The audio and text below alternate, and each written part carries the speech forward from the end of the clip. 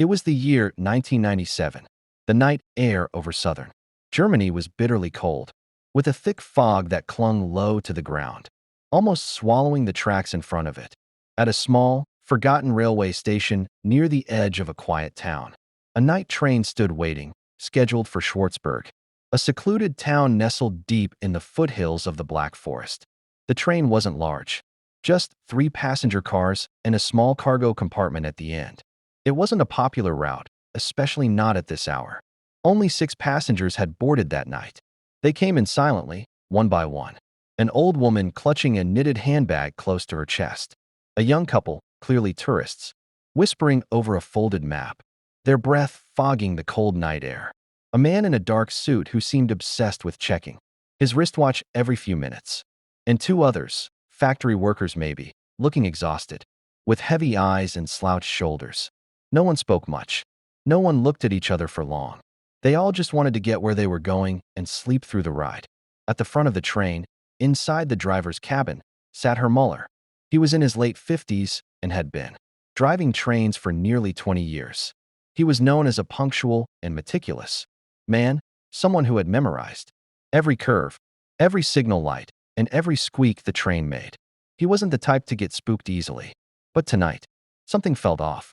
Not with the train, not even with the weather, even though the fog outside was unusually thick. No, it was something else. The air felt heavier, like it was hiding something. Muller adjusted his cap, glanced at the controls, and gave a quiet sigh as the engine roared to life. The train began to move slowly, the wheels grinding softly against the steel rails as it pulled away from the station. The lights inside the train flickered slightly as they passed the last platform lamp and disappeared into the night. Out in the darkness, the trees stood tall and still, shrouded in mist. The ride was quiet, as it usually was at that time of night. Most passengers had already started to drift into their own thoughts or light sleep. The old woman leaned her head against the window, her eyes half closed. The young couple whispered for a while and then grew silent. The man in the suit kept checking his watch until even he eventually gave up and closed his eyes. Everything seemed normal until the train approached a tunnel. Now, this tunnel wasn't part of the main route. It was technically still connected to the line, but it hadn't been used in years. It was an old wartime tunnel, something left behind after World War II. Officially, it was marked as decommissioned. But that night, the signal switch had redirected the train toward it. Muller didn't question it at first. Sometimes these things happened during maintenance periods. But as the train got closer, the fog thickened in a way that didn't feel natural. It was like the tunnel was breathing. Then, just as the front of the train began to enter the tunnel, the lights inside the passenger cars began to flicker, violently this time. Not just a casual blink, but like something was interfering with the power source. Muller's eyes narrowed. He checked the dashboard. The GPS screen suddenly went blank.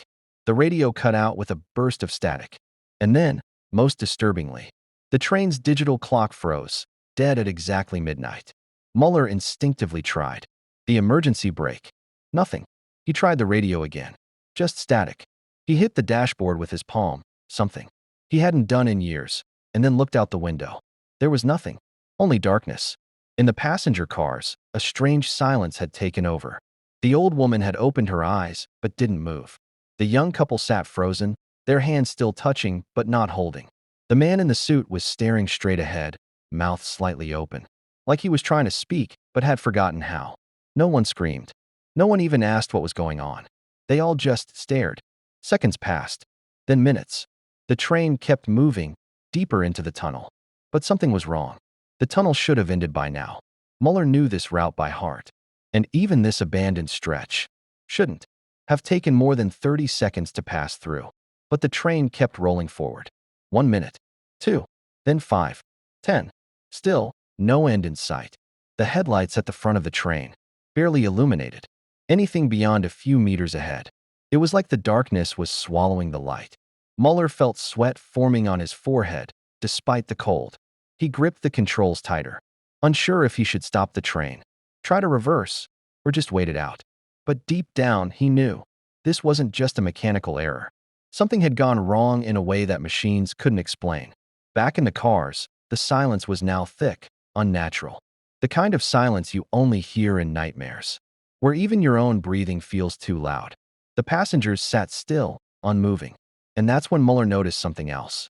The reflection in the rearview mirror. In the dim lighting, he could see down the corridor of the train, and one by one, the passengers were beginning to vanish. Not in a puff of smoke. Not with any sound. They just weren't there anymore. First the old woman, then the man in the suit, the couple, one of the workers, then the last. Gone. The train was now empty. Mueller turned around in his seat, heart pounding. The cabins were dark and hollow. He was alone, utterly alone, and the train still hadn't exited the tunnel. He looked ahead once more. The darkness now looked like it had shape, like it was moving, shifting, forming something. Mueller felt his hands go numb. And then, everything stopped. The lights went out. The engine died. The train came to a dead, silent halt. No crash. No warning. Just nothing. The train never came out of the tunnel that night. Authorities searched for days, even weeks. They found no wreckage, no signal, no signs of derailment. The tunnel itself, they said, didn't exist on any active maps. It had been shut down for decades. But some nights, people say you can still hear the faint sound of a train whistle echoing from deep beneath the mountains. And if you stand quietly at the old abandoned tracks near Schwartzberg, right around midnight, you might hear a voice, barely above a whisper, saying, "We're still inside." It had been nearly a week since the Schwartzberg night train vanished. No debris, no signal, no witnesses. The railway company initially claimed there had been a simple mechanical failure, a communication error. "We are investigating," they said on local TV. But after 3 days with no trace of the train or any of the 6 passengers, the press started asking deeper questions, and the company suddenly stopped answering. By the end of the week, access to the railway line leading to the tunnel was completely shut down. Barriers were put up. Guards were stationed. People were told it was for maintenance. But the locals, those who had lived near the tracks for decades, they weren't buying it. One of them was Johann Gruber, a retired railway worker who had lived in Schwartzberg all his life. He remembered the Eisenkalt tunnel well. That tunnel was closed after the war, he told a small local newspaper. Not because it was unstable, but because strange things started happening there. When the reporter asked what kind of things, Johann just shook his head and said, "Disappearances." Back in 1944, according to him, several military transports passed through that tunnel late at night and simply never came out. No wreckage, no reports, nothing. The Nazi regime reportedly sealed off the entrance. Not long after, quietly removing the tunnel from official maps. And when the war ended, the Allies never reopened it. For decades, it was left to rot, covered in moss and fog, surrounded by trees no one wanted to cut down. Locals called it cursed. Children dared each other to go near it. But no one actually did. Until now. One woman, however, refused to let it go. Her name was Greta Voigt, a 34-year-old freelance journalist and blogger, known for digging into strange, unexplained events around Germany. When she heard about the missing train, she immediately began her own investigation because she knew that tunnel was supposed to be sealed. She started by speaking to the families of the missing passengers. They all said the same thing. No one had seen or heard from them since the night they boarded the train. Their phones were dead, bank cards unused. It was as if they had been erased. One woman, the daughter of the older lady on board, said she had received a strange voicemail hours after the disappearance. Just static and a faint sound like screaming, far away, as if underwater. Then Greta went digging into railway archives. And that's when she found something disturbing.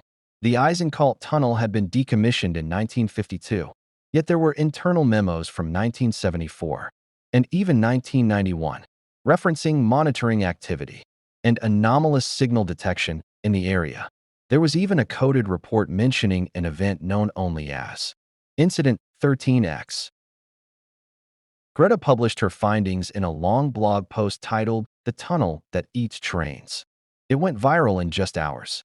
People from all over the country started commenting, some claiming to have heard stories, others accusing the government of covering it up. The post gathered over 40,000 shares in one day, but within 48 hours, it was gone. Her entire website was taken offline. Her social media accounts were wiped. Her email stopped working. No one could reach her. She was last seen packing her bags. saying she was going to Schwartzburg one last time. After that, nothing. Some believe she's still alive. Others say she found the tunnel, stepped inside, and never came back out. But one thing is certain, after her disappearance, the rumors started to spread even faster. People began driving near the tunnel at night, just to see it, to feel the cold air that leaked out of it like a breath from some sleeping beast. One man claimed he left his car parked near the mouth of the tunnel, went out to take a photo, and came back 5 minutes later to find the passenger seat soaked in condensation and warm. He had driven there alone. Even more disturbing, railway engineers, working far from the area, began reporting strange signal interference on old equipment that hadn't been used in years. A faint radio transmission kept repeating the same message over and over. This is train 407. Requesting clearance. We are still on track. Repeat. We are still on track. Train 407. The same number as the missing Schwartzburg night train. But here's the thing. That signal wasn't coming from any known radio tower. It was traced, unofficially, by a group of amateur radio operators. And according to their triangulation, it came from somewhere deep underground, right beneath the Eisenkalt tunnel. They tried sending a reply, but every time they did, the signal would cut off, only to return a few hours later, repeating the same message. No change, no response, just the same lost voice, stuck in time. This is train 407. Requesting clearance. We are still on track. People started calling the Eisenkalt tunnel something else, something simpler, the Devil's Tunnel. And the most terrifying part? The GPS log from the night the train disappeared showed the route clearly. Every turn, every stop, up until the tunnel. And then, nothing. The GPS log just ends. Not with a fade, not with an error. It just cuts off, as if the train had passed into a place where satellites couldn't reach, where maps didn't matter, where time stopped. His name was Leon Kruger, and he didn't believe in ghosts. At least, not at first. Leon was a 29-year-old urban explorer and content creator. His YouTube channel, Kruger Depths, had over 200,000 subscribers, who loved watching him sneak into abandoned buildings, tunnels, hospitals, and places most people were too afraid to visit. But when the Eisenkalt Tunnel, now nicknamed Devil's Tunnel, went viral again after journalist Greta Voigt vanished, Leon saw it as the perfect next big thing. This tunnel's got a story, he said to the camera in his intro video. A train disappeared in it. A journalist tried to expose it. Neither came back. So guess what? I'm going in. Alone.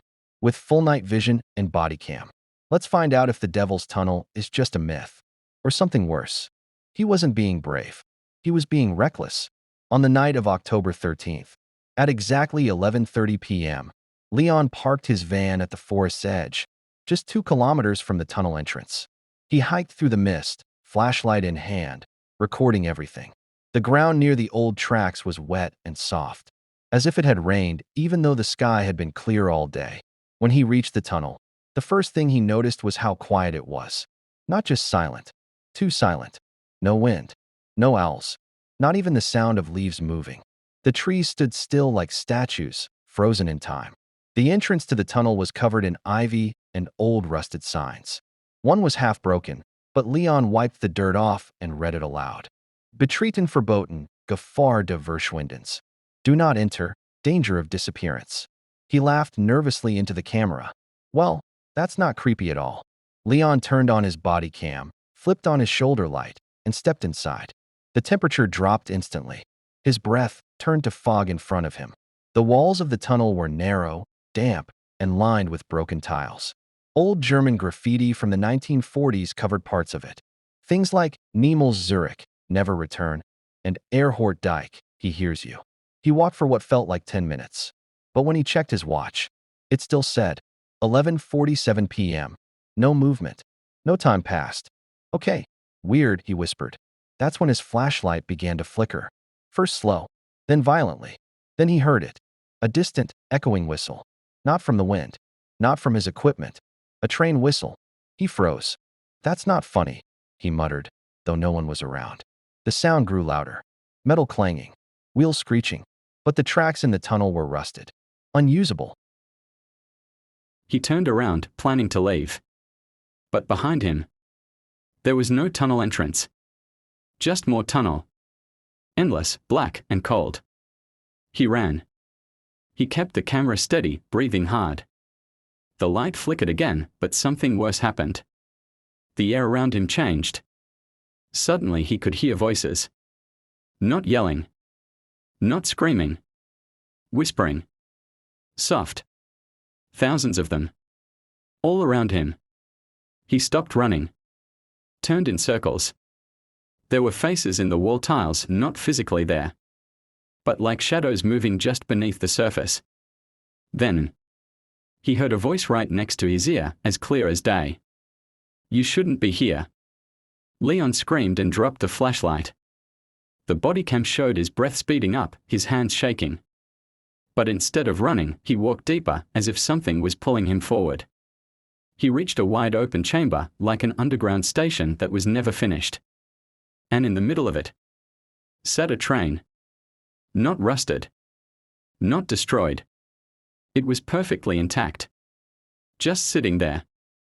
Leon's camera recorded everything. He walked slowly toward the doors. Suddenly, the train lights turned on. One by one. Click. Click. Click. Then, the doors opened. Inside, there was no one. Or so it seemed. The seats were all clean. The air smelled faintly like perfume and old paper. Leon stepped inside, still recording. And that's when the doors shut behind him hard. The train lurched forward, but he didn't feel any motion. Just sound. Like it was moving without moving. He looked out the window, but there was nothing outside. Only blackness. Then the passengers began to appear. One by one. The old woman. The young couple. The businessman. The two factory workers. They were all there, sitting silently, staring straight ahead. Eyes open. Mouths closed. Not moving. And then they all turned to look at Leon. Slowly. In perfect sync. He screamed. Tried to open the doors. Tried to kick the window. But everything was sealed. The lights began to flicker again. And then his camera cut to black. Leon Kruger was never found. But 3 days later, his van was discovered parked exactly where he left it. The driver's seat was empty. The engine was still warm. And in the passenger seat sat his body cam. Fully charged. When the footage was recovered, most of it was corrupted. Glitched. Except for one moment, right at the end. A frame showing the train interior. And 6 faces staring directly into the lens. And a 7th face, right behind Leon. Smiling. The final audio was a voice, quiet, calm, almost like a whisper in your own mind. We are still on track.